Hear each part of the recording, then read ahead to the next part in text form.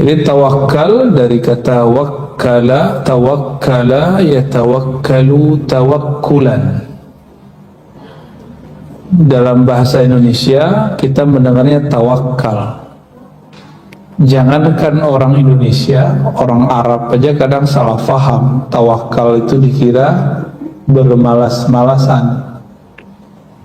Apalagi orang Indonesia seperti kita, sering salah paham. Tawakal itu dianggap nggak kerja, tawakal itu dianggap diem.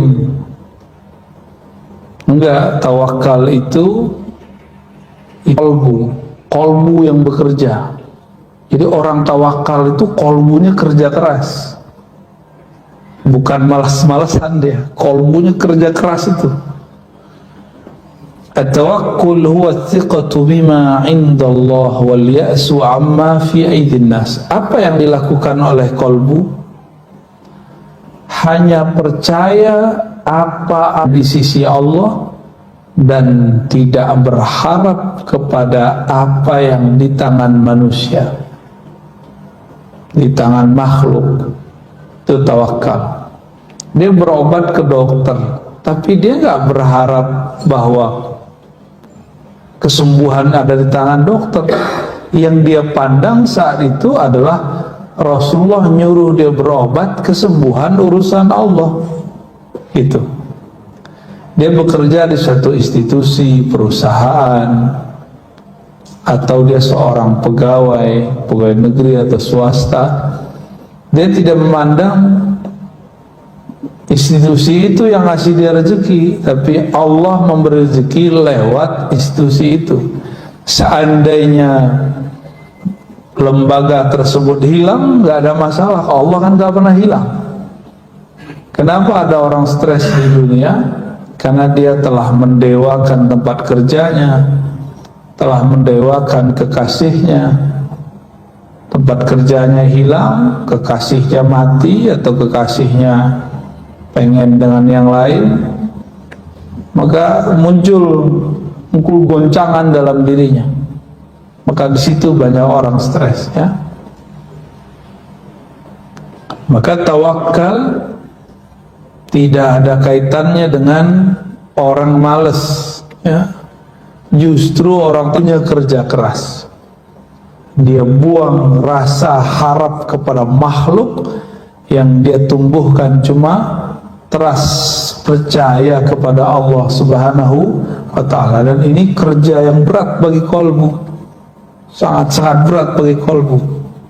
Tapi kalau dapat malasnya, ya, orang tawakal ini orang-orang yang sedang berjuang melawan pengaruh makhluk di kolbunya, ya. Wa qila annahu ayyastawiya 'inda al-insan al-iktsar wal-iqlal. Orang tawakal itu sama saja bagi dia. Ini indikator sebenarnya. Jadi di kitab itu kalau ada misalnya kitab Risalah Kusyairiyah, kitab ini Hadaib, ada penjelasan yang berlebih mengenai satu kata. Tawakal artinya 1, 2, 3 gitu. Biasanya yang pertama yang paling bagus, paling lengkap, yang kedua, ketiga itu indikator aja. Indikator orang tawakal apa saja? 1, ayyastawiya 'indal insan al-iktsar wal-iqlal. Bagi dia hartanya banyak, hartanya sedikit, kerjanya banyak, kerjanya sedikit, kolbunya tidak berubah. Kolbunya tetap bergantung hanya kepada Allah. Maka dia tidak bertambah yakin karena duitnya banyak, dia tidak berkurang yakinnya kalau duitnya sedikit. Kalau kita kan nggak begitu. Baca Waqiah nih, duitnya banyak, rezekinya jadi melimpah, baru dia yakin. Tadinya kurang yakin. Jadi butuh pembuktian dulu. Ini kita kebanyakan. Maka iman kita ini belum masuk ke iman mutawakkilin. Orang-orang tawakal itu ada benefitnya, Bapak Ibu yang mulakan Allah. Dia nanti masuk surga tanpa hisab, tanpa azab. Orang dihisab di sana,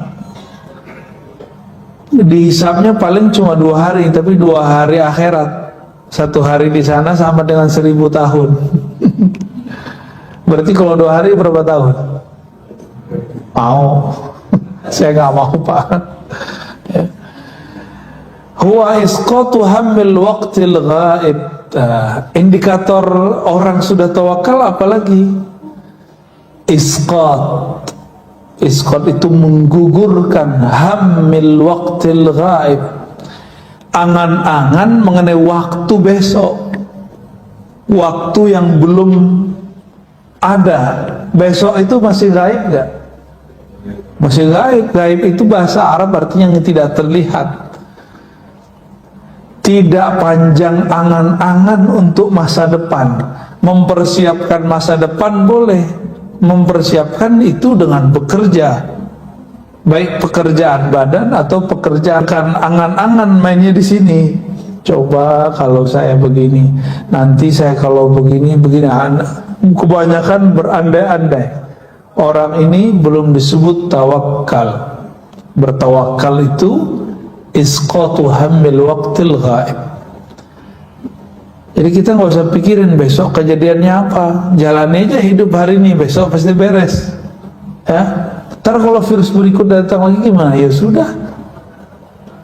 Jika kita ridho mati syahid, jika kita berjuang dan selamat, ya insya Allah Allah gugurkan dosa-dosa kita. Ya, tidak ada kaitannya orang kena virus nggak kena virus, munafik tidak munafik. Kawan saya orang paling soleh kena COVID juga, Pak. Mati lagi. Apakah dia munafik? Menurut saya yang munafik. Ya, dia meninggal. Padahal orangnya soleh, nggak pernah bohong menurut kita. Ya. Jadi nggak usah dikait-kaitin dia. Suka-suka Allah lah. Ya. Suka-suka Allah. Jangan cocok logi. Ya. Apalagi indikatornya baqaul abdi ma'allahi ta'ala bila alaqah. Tetapnya hamba terhubung kepada Allah tanpa gangguan harapan kepada makhluk, baik makhluk hidup ataupun makhluk yang dianggap jamid, yang tidak bergerak seperti obat, makanan, minuman. Kita menyebutnya benda mati, tapi dalam bahasa saya menyebutnya jamid, yang tidak bergerak. Karena saya meyakini alam semesta ini hidup semua, tapi dalam bentuk hidupnya sendiri, bukan hidup ala kita. Ya. Wa tafsirul alaqa ma dzakarahu Yahya ibn Mu'adz fi qawlihi labs as-sufi hanud wal kalam fi zuhdi hirfa. Ini enggak usah dibaca. Indikator berikut at-tawakkul tamamul yaqin billah. Orang yang disebut tawakal itu orang yang yakinnya sempurna kepada Allah. Yakin gak hari ini Allah jamin rezeki? Bukan berarti kita gak mau kerja. Kebetulan emang hari libur, benar? Ya. Besok yakin gak Allah jamin rezeki? Ya kita kerja. Kerja yang bisa kita buat. Kerja itu jangan kemudian versi kebanyakan orang. Ya. Kalau mohon maaf ya, kebanyakan kita kan berpikir sibuk, yang penting sibuk, tapi duitnya nggak jelas. Nggak itu yang penting sebenarnya hasilnya. Ngapain kemudian dari pagi sampai sore sampai besok lagi, tapi hasilnya at-ta'ab, hanya lelah. Apalagi membuat hati kemudian terganggu hubungannya kepada Allah Subhanahu wa Ta'ala.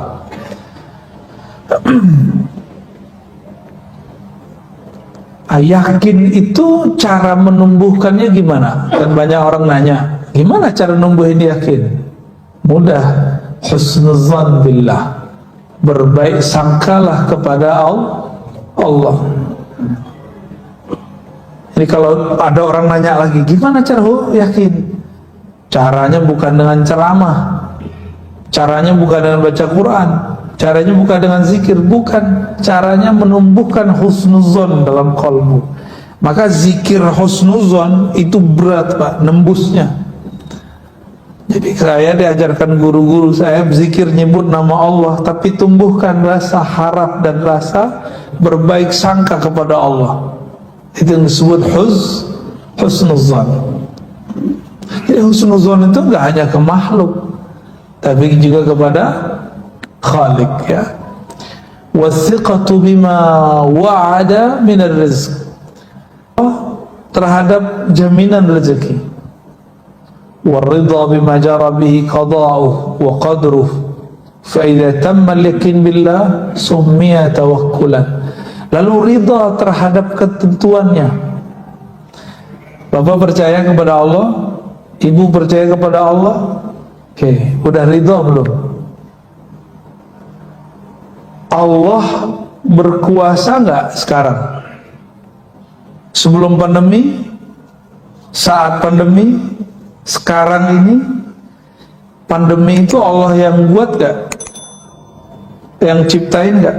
Allah juga yang ciptain. Semuanya Allah yang buat. Kita izin gak pandemi ini?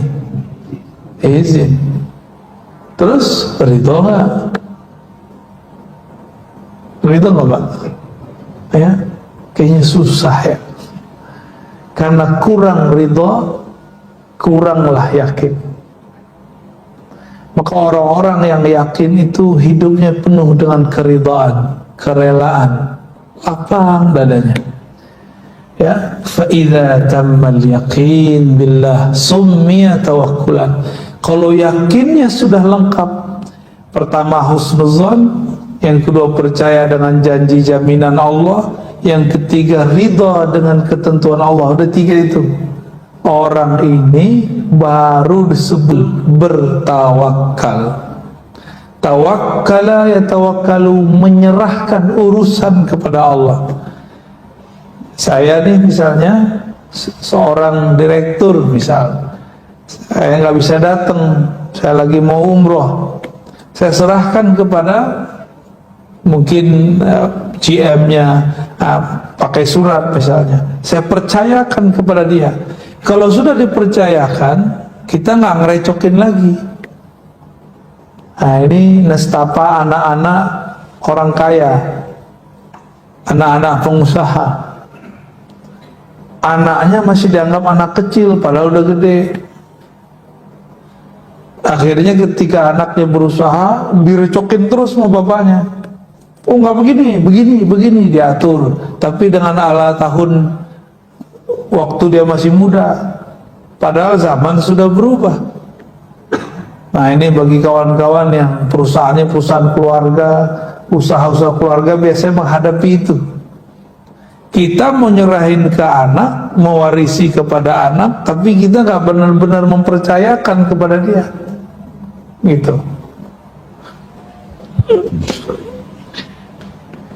Maka orang-orang ini belum disebut menyerahkan. Maka tawakul itu artinya penyerahan total kepada Allah secara ruhiyah. Secara ruhiyah. Adapun secara zahir, secara penampakan lahiriah, dia tetap terlihat berusaha, tetap terlihat berobat kalau sakit, dan lain sebagainya. وقيل التوكل بداية وهو صفة المؤمنين، وتسليم واسطة وهو صفة الأولياء، وتفويض نهاية وصفة خواص الخواص. Ada lagi ungkapan tawakal itu ada levelnya, ada penyerahan biasa. Ya udahlah, terserah Allah lah. Ini sifat orang beriman, tapi baru makom pertama. Tawakal versi pertama. Tawakal level kedua, at-taslim wasitah, yaitu dengan taslim. Taslim itu bukan lagi sekedar ngomong wah saya berserah, tapi sudah mulai kepada kepasrahan. Taslim itu memasrahkan kepada Allah Subhanahu wa ta'ala. Tapi kepasrahannya belum total, masih level kolbunya. Tapi ini sudah wali, Pak. Kebanyakan wali levelnya di sini. Makanya wali itu ada dua model, ada wali am, ada wali khas. Wali umum, ada wali khas, wali yang spesial. Inilah at-tafwid. Dia tidak hanya berserah dengan kolbunya, tapi sudah dengan ruhnya. Maka geraknya dia itu atas geraknya Allah Subhanahu wa ta'ala. Faqad madaha Allah ta'ala tawakkul wa hatha alaihi man yatawakkal Allah fahuwa hasbuh. Ya. Secara umum di surat At-Talaq kasusnya di situ perceraian. Tapi ayat ini bersifat umum. Siapa yang bertawakal kepada Allah fahuwa hasbuh, maka cukuplah itu baginya. Adakah yang lebih cukup, melebihi apa namanya? Kalau sudah bersama Allah masih butuh yang lain nggak? Maka muncullah zikir dari bab tawakal. Allahul Kafi. Gimana nafasnya? Allahul Kafi, Rabbunal Kafi, Wajadnal Kafi, Qasadnal Kafi. Gitu ya. Likullil Kafi, Kafanal Kafi, Alhamdulillah. Itu intinya sama, Pak. Cukuplah Allah yang mencukupkanku. Nah, udah selesai udah. Kalau Allah yang mencukupkan kita, Allah sangat mengerti kebutuhan keperluan kita. Kalau makhluk yang mencukupkan, oleh karena itu ulama kita mengulang-ulang. Cuma sekarang cuma jadi, mohon maaf, hanya menjadi seni aja. Seni tarhim sebelum sholat. Kapi, taunya kawan kapi doang. Lama-lama diganti jadi kopi. Wajanal kopi yang suka ngopi. Fa idza azamta fatawakkal 'ala Allah, innallaha yuhibbul mutawakkilin. Jika engkau berazam, bertekad melakukan sesuatu, maka berserahlah kepada Allah. Sesungguhnya Allah sangat suka kepada orang yang berserah diri. Jadi jika ingin menjadi kekasih Allah, jadilah orang yang tawakal. Gampang ya? Gampang dilafazkan. Sebenarnya gampang kalau pakai ruh, pakai kolbu. Sulit kalau pakai ini. Jadi kenapa banyak orang bilang ikhlas itu sulit? Karena pakai ini. Ridho itu sulit karena pakai ini. Cobalah sesekali berfikirnya tidak hanya dengan otak. Berfikirnya harus dengan kolbu. Lebih mudah. Berfikir dengan kolbu itu kecepatannya luar biasa. Apalagi dengan ruh, dengan ruhani, itu lebih cepat lagi. Wa qala an-nabiy sallallahu alaihi wasallam, at-tawakkul nisful ibadah wa du'a nisfuha. Ya. Hadis ini tidak sahih, saya nggak usah terjemahkan. Kita baca yang hasan, ya, yang sahih yang ini.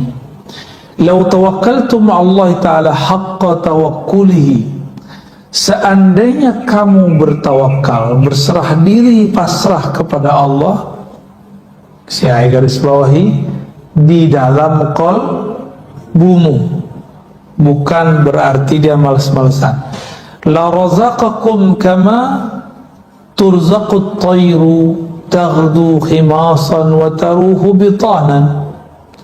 Seandainya kamu berserah diri kepada Allah di dalam hatimu, haqqa tawakkuli, dengan tawakal yang sebenar-benarnya, la razaqakum, dia akan memberimu rezeki seperti burung diberi rezeki tanpa perlu bekerja di suatu perusahaan, satu lembaga.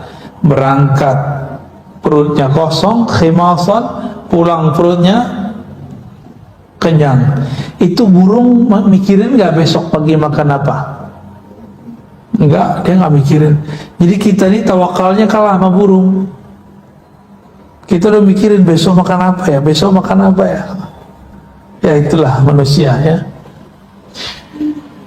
Wa qala Luqman li ibnihi, ya bunay, inna ad-dunya bahrun 'amiq qad ghariqa fihi katsirun minan nas.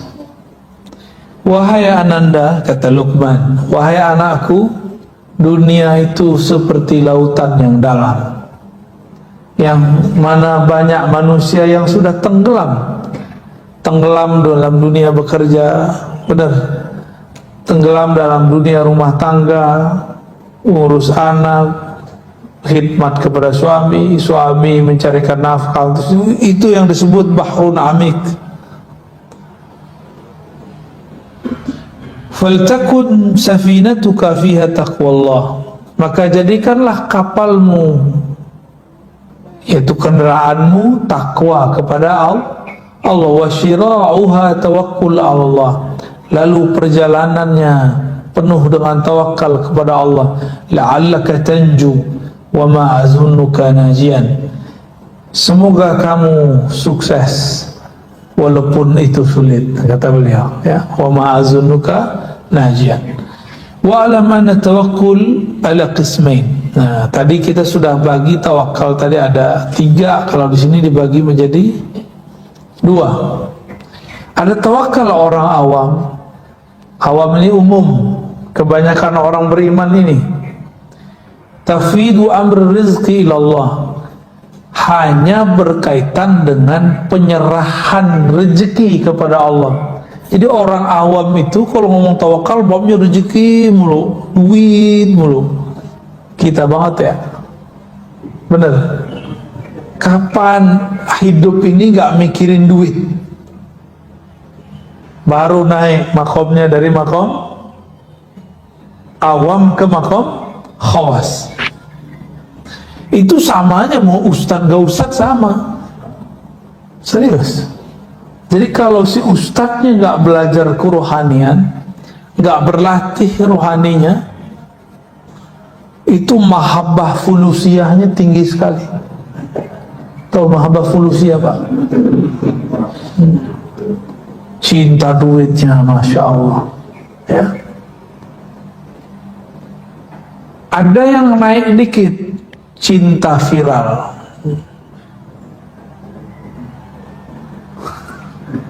Connect kantung tuh.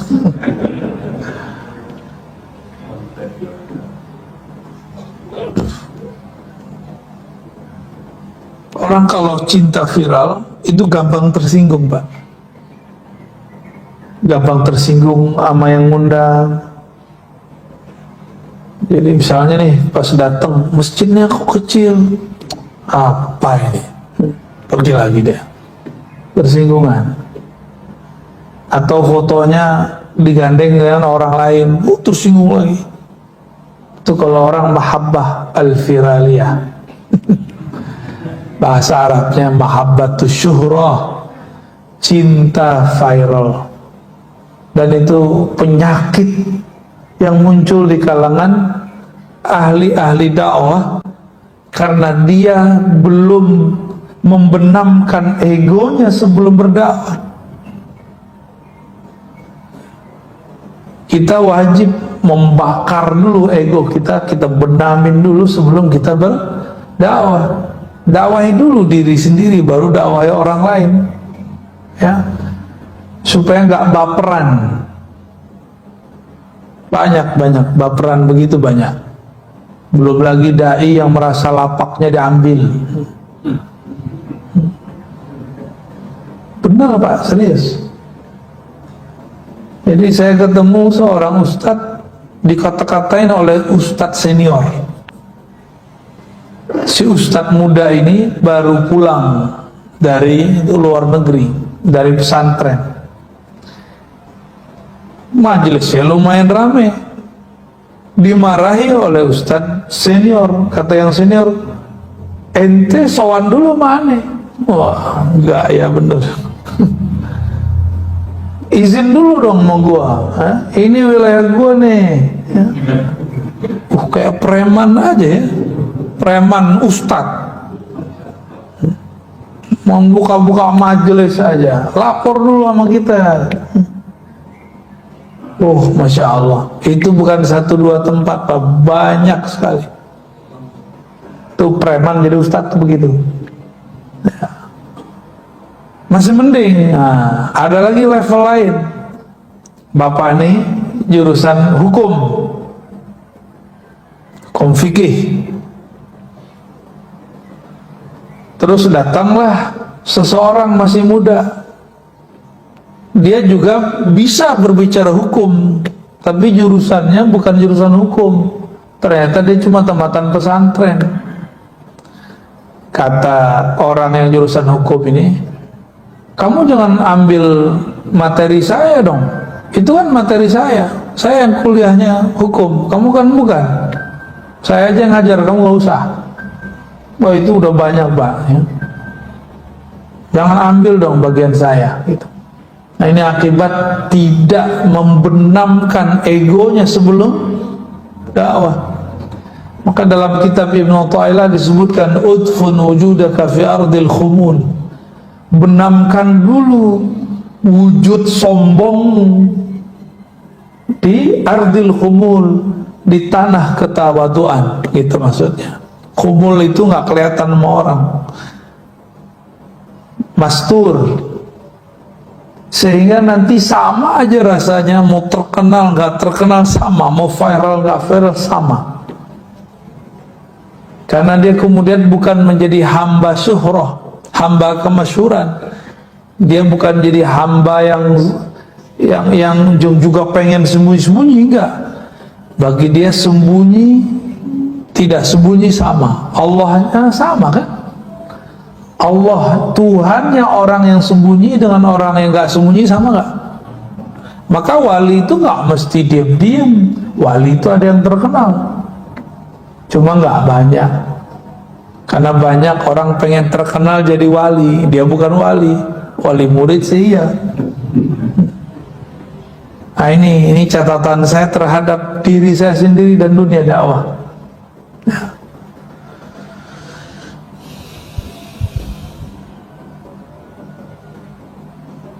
Jadi kalau orang awam ngajarin tawakal, ustadz awam ngajarin tawakal hanya bab fulus atau bab zahir, sakit, sehat gitu. Jadi datang ke kiai, Pak Kiai doain anak saya sakit. Nah, nanti diajarin, dia serah kepada Allah.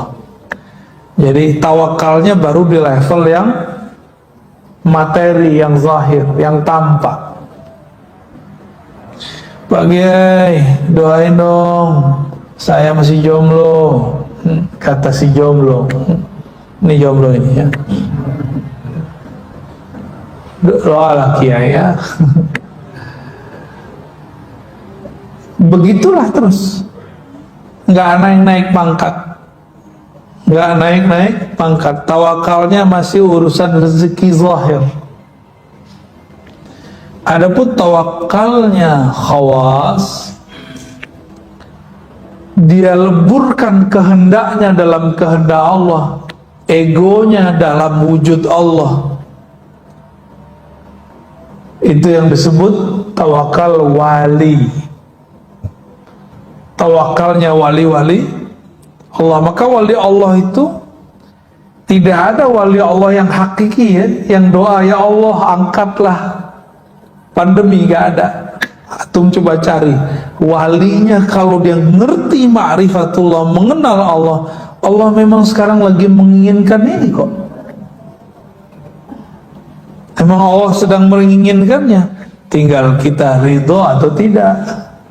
Tapi urusan adab udah masuk ke bab adab ya. Tafwidul amri ilallah fi kulli syai' hatta yabqa al-'abdu tahta ahkamil qada wal qadar. Si hamba lebur kudratnya, kekuatannya, iradahnya, kehendaknya dalam kudrah iradah Allah, dengan ilham dari Allah Subhanahu wa ta'ala. Orang ini enggak banyak wirid.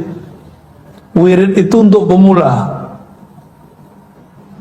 Tirakat itu bagi pemula, Pak. Kalau wali-wali Allah, dia sudah melewati masa-masa itu. Yang diperlukan bukan lagi wiridan zahir, tapi wiridan qalbu. Dan ini amal yang lebih mulia. Jadi taatnya zahir belum tentu membuat seseorang jadi wali Allah. Siapa tahu ria. Tapi kalau taatnya kolbu, pasti langsung kepada Allah Subhanahu wa ta'ala. Jadi saya berharap mulailah kita mengarah ke sana. Kitab ini saya bawa ke sini, ini kan untuk itu, Pak. Kitab-kitab begini bukan di pesantren aja, gak banyak yang ngaji ini. Ini hanya di majelis-majelis para masyayikh, para kiai-kiai ulama besar. Sekarang kita bawa ke majelis umum. Kenapa? Karena sekarang virus-virus kolbu itu banyak sekali. Kalau kita nggak bawa kitab ini keluar, kapan lagi nih umat bisa menikmati kitab-kitab seperti ini? Kalau nggak, nanti ulama-ulama aja yang menikmati. Ya, alhamdulillah. Berarti bahasa saya nggak ketinggian gitu. Saya nggak mau bahasanya ketinggian. Atau memang Allah nggak izin saya berbicara? Ciri-ciri Allah tidak izinkan seseorang dai berbicara ketika kalamnya tidak dapat dipahami makhluk. Makanya saya tanya, bisa dipahami, Pak? Ini jangan menghibur saya loh, Pak. Ntar bikin antum senang gitu. Enggak, saya nggak mau begitu.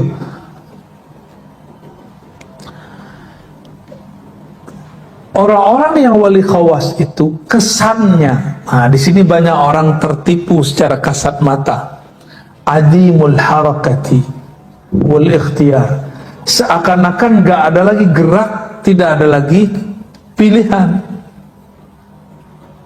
Tadi kita sudah sebutkan, dia hanya bergerak kalau diilhamkan Allah. Dia hanya memilih jika dipilihkan Allah. Inilah maqam Sayyidina Abu Bakar ketika ditanya, apa yang kau pilih? Apa yang kau mau, wahai Abu Bakar? Apa jawaban beliau? Aku memilih untuk tidak memilih lagi. Allah lah yang memilihkan bagiku. Aku berkehendak agar kehendakku habis dalam kehendak Allah. Ya. Masih pantas nggak kita berkehendak sedangkan Allah mau sesuatu? Allah maunya pandemi, kita maunya pandemi diangkat, kan nggak sopan, Pak. Ini bab kolbu ya. Tega banget Allah, bukan tega. Ini memang sunatullahnya sudah. Kan dunia ini memang tempat, kalau nggak virusnya pandemi, virus apa gitu? Pasti selalu ada.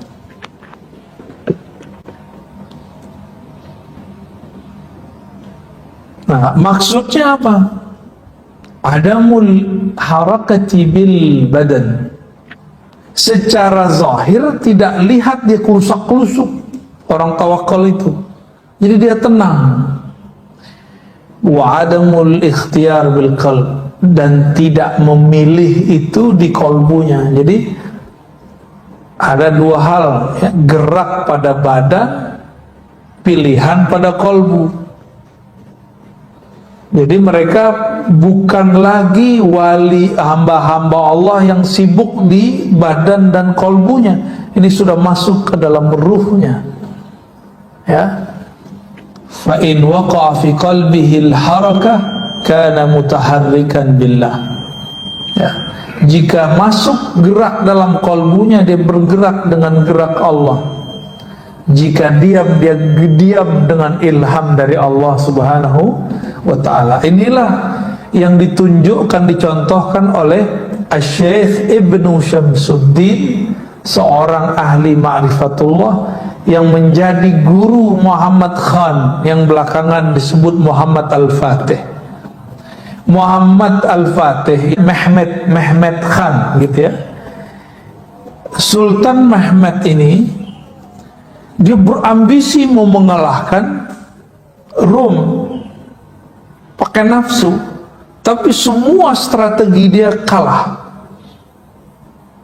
Semua gurunya bilang tunggulah, tunggu isyaratnya keluar.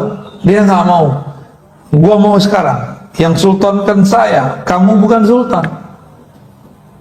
Tapi karena beliau dapat isyarat, gurunya ini tetap bermunajat, mencari tempat di mana dia akan munajat. Dapat isyarat lah atau ilham dari Allah. Apa ilhamnya? Bahwa di sana, di suatu tempat di Istanbul itu ada satu makom, adalah makom sahabat Nabi, pewakaf masjid namanya Abu Ayyub Al-Ansari, yang sekarang disebut nama tempatnya Masjid Ayyubiyah. Masjid Ayyubiyah, yang pernah ke sana paham kali maksud saya ya. Jadi Ibnu Syamsuddin, seorang mursyid, dia bilang, tunggu, saya nunggu ilham, biar gerak kita digerakkan Allah, bukan kita lagi yang bergerak dengan ego, tapi Allah lah yang menggerakkannya. Ya, sampai udah kalah berkali-kali, udah 5 kali strategi lebih barangkali, Muhammad Khan Sultan di saat itu marah, dia carilah gurunya. Itu di kemah kecil. Dalam kemah itu beliau sedang munajat, tapi Khan gak sabar. Dia ambil pedang yang tajam, dia kemudian bongkar tempat istirahat gurunya. Ternyata ketika dibongkar dia kaget, gurunya sedang sujud. Sujudnya panjang sekali. Melihat lagi sujud, dia langsung diam, tapi masih gergetan. Guru gua kok sujud mulu kerjaannya gitu. Kapan perangnya nih? Wah, kan banyak anak muda kan begitu ya, pengajian mulu, kapan perangnya nih? Ini udah gatal mau jihad nih. Anak muda biasa. Emang dia kira jihad itu semudah itu? Jihad itu kalau nggak pakai ruh jadi jahat. Udah kedua aja Pak. Ya, mau jihad apa jahat? Kalau jihad dia harus dengan kemurnian rohani. Udah ada waktu sekitar 1 jam baru naik kepalanya, ternyata tempat sujudnya sudah basah. Baru turun isyaratnya. Beliau kemudian baca assalamualaikum kiri kanan, kanan kiri. Ibn Syamsuddin mengatakan, wahai Ananda Sultan, detik ini berangkatlah. Insya Allah Allah membersamai perjuanganmu. Bengongnya, ini yang gua tunggu-tunggu nih. Tapi di saat itu karena dia melihat gurunya sujud lama, egonya pun ikut kemudian tenang. Dia kemudian masuk ke Konstantinopel yang sekarang ya di Istanbul itu dengan penuh tenang, zikir nggak berhenti, dibersamai gurunya. Jadi beberapa kali melakukan serangan, gurunya nggak dia bawa ikut. Dia ngerasa orang tua ngerti apa. Ini anak arogansinya anak-anak muda. Ya, menang nggak habis itu? Menang. Maka beliau dapat gelar Al-Fatih, penakluk Konstantinopel. Ya. Jadi senjata paling hebat itu adalah tawakul, bertawakal. Karena di situ ada strategi ilahiyah. Allah lah yang buat strategi. Nah, inilah yang terjadi sekarang pada ulama-ulama kita dalam menghadapi pandemi. Ulama wali Pak ya. Ulama itu terbagi 2. Ulama dunia, ulama akhirat. Orang salah faham ulama dunia yang kere-kere gitu, enggak ada kaitannya. Nabi Sulaiman kaya tuh, Nabiullah, Nabi akhirat itu. Ini urusannya ruh.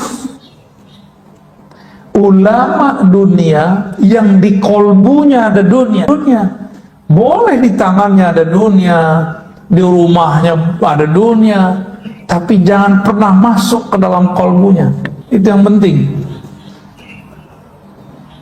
Orang miskin bisa lebih cinta dunia daripada orang kaya. Coba aja cek. Bapak tadi ingatnya apa? Ingat Allah apa ingat mau makan sarapan pagi? Ingat sarapan pagi. Udah lapar, nggak ingat Allah. Sholat lagi. Kayak gitu mau masuk surga pakai sholat. Saya nggak yakin antum masuk surga pakai sholat ya. Sholatnya sembari membayangkan selain Allah. Jadi kita ini pencitraan depan Allah, tapi Allah nggak melihat pencitraan zahir, Allah melihat batinnya. Ya, ulama akhirat itu ulama yang kenal Allah. Jadi wali-wali Allah itu walaupun zahirnya nggak bisa baca kitab beginian, dia bisa baca kitab kolbu. Ulama akhirat itu boleh kaya, boleh miskin, gak ada urusan. Yang penting kolbunya sama Allah, kolbunya bersama Allah. Daripada udah miskin, kolbunya bersama dunia, mending kaya, kolbunya bersama yang maha kaya, Allah subhanahu wa ta'ala. Jadi boleh gak kiai punya rumah banyak? Kok boleh? Yang penting kolbunya bersama Allah. Boleh nggak kiai mobilnya banyak? Nggak apa-apa, usahanya banyak. Boleh. Yang penting kolbunya bersih. Kiai istrinya banyak. Ya boleh. Yang penting kolbunya bersama Allah. Maaf ibu ya. Itu jangan diteruskan Pak ya, nanti bisa perang di rumah ntar.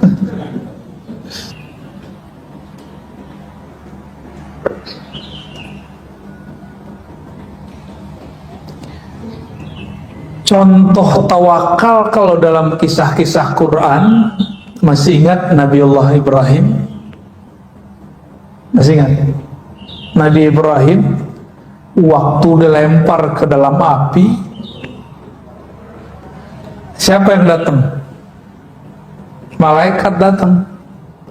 Yang datang bukan malaikat biasa, yang datang pemimpin malaikat luar biasa, Sayyidina Jibril.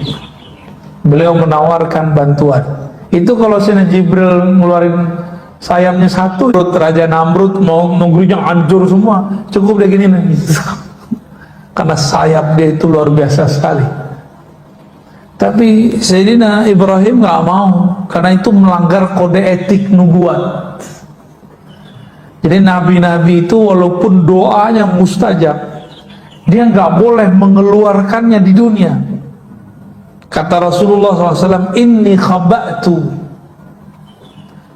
aku menyembunyikan doa-doa mustajabku, nggak boleh sembarangan pakai. Untuk apa? Beliau sembunyikan untuk nanti, sekarang akhir zaman dan nanti di padang mahsyar. Coba kalau Nabi Muhammad pakai hak beliau seperti Nabi Nuh. Nabi Nuh dapat hak memberi syafaat nggak? Sampai Nabi Muhammad kasih izin baru dia dapat izin. Jadi Nabi Muhammad bilang, hai para nabi, aku izinkan kamu membantu umatmu, baru boleh bantu. Kalau nggak boleh bantu. Maka saat nabi-nabi itu membantu umatnya, itu bukanlah syafaat nabi tersebut, tapi syafaat baginda Rasul Sallallahu Alaihi Wasallam. Nabi Ibrahim Al-Khalil, beliau ketika ditawarkan oleh malaikat Jibril. Ini kalau antum ditawarkan malaikat Jibril gimana? Mau ya?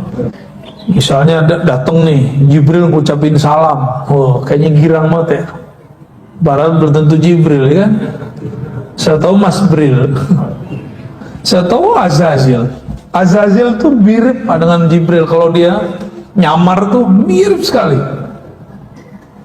Karena sayapnya jumlahnya hampir sama dulu dengan, bedanya sekarang udah patah gitu aja.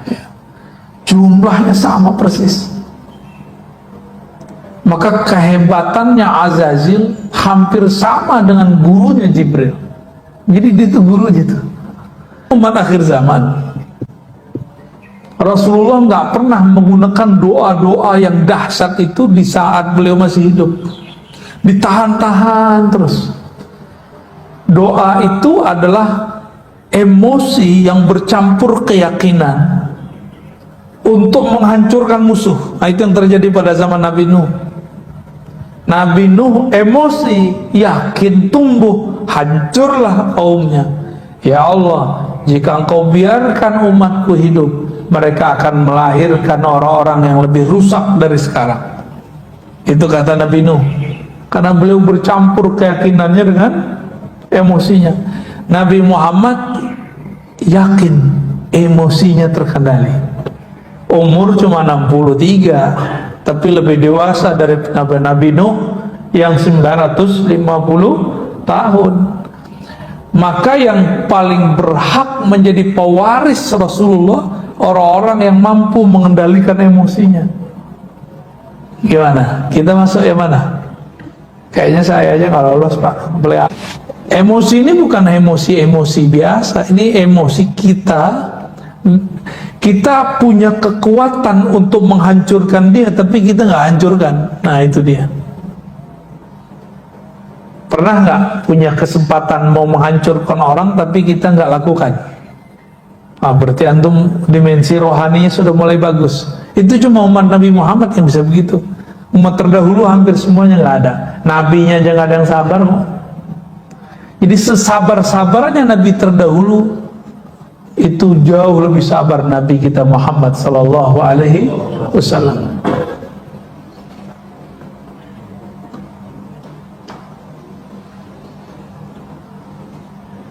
Maka wirid-wirid, zikir-zikir yang undang-undang khadam itu nggak menumbuhkan tawakal, apalagi antum pakai rajah, pakai jimat. Meskipun pakai jimat itu ada dalilnya yang membolehkan. Tapi kalau meskipun ulama ini membolehkan, saya mensyaratkan satu, harus bab tawakul. Kalau nggak usah pakai jimat, ya. Kenapa? Karena nanti justru mendewakan si jimat, syirik khafi yang muncul di kolbu. Nah, ini yang berbahaya. Untuk penulis jimat itu ada ilmunya, Pak. Kita tahunya kan sok-sok ahli tauhid, anti jimat, tapi giliran minum obat berharap kesembuhan dari obat, dan itu lebih parah daripada pakai jimat. Ya. Makan, meyakini nasilah yang mengenyangkan, itu lebih parah dari pakai jimat. Masih begitu gak? Ya, itu jimat perut namanya, ya. Ini banyak orang sok-sok ahli tauhid, kalau ketemu jimat dibakar-bakarin. Tapi ya salam, dia kalau makan dia bergantung kepada nasi, bukan kepada Allah yang menciptakannya.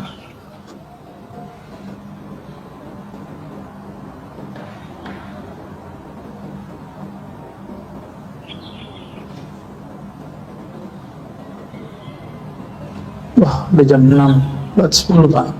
Lanjut. Atau cukup?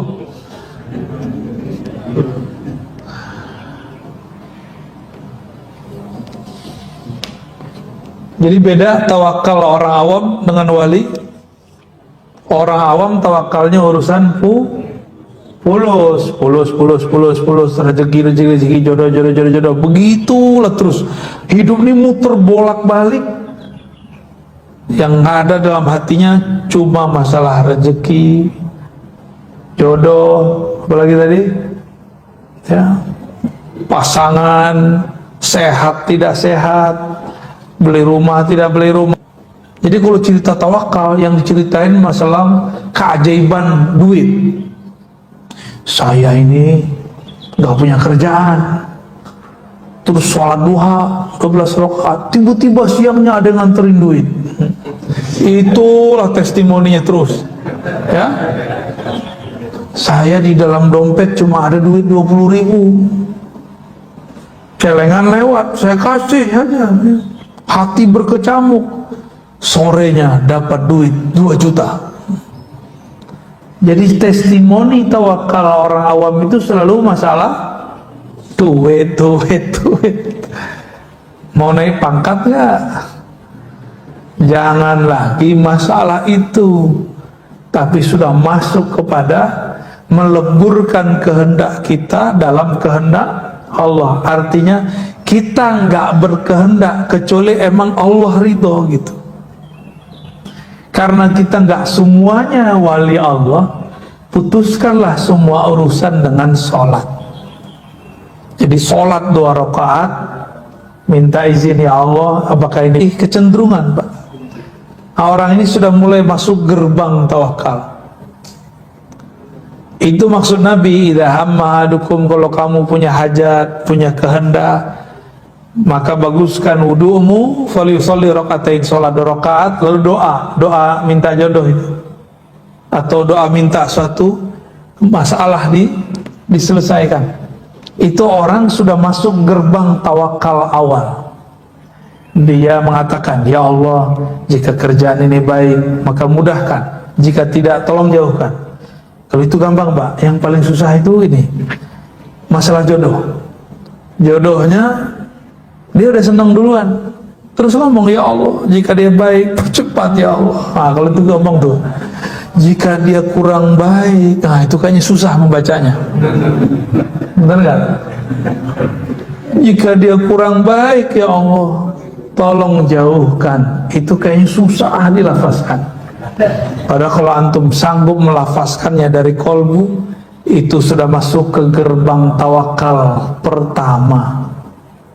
Ya, jadi kita ini senang sama orang bukan lagi dengan nafsu, tapi sudah dengan ruhani. Nah, itu yang kemudian menjadi PR kita bersama ya.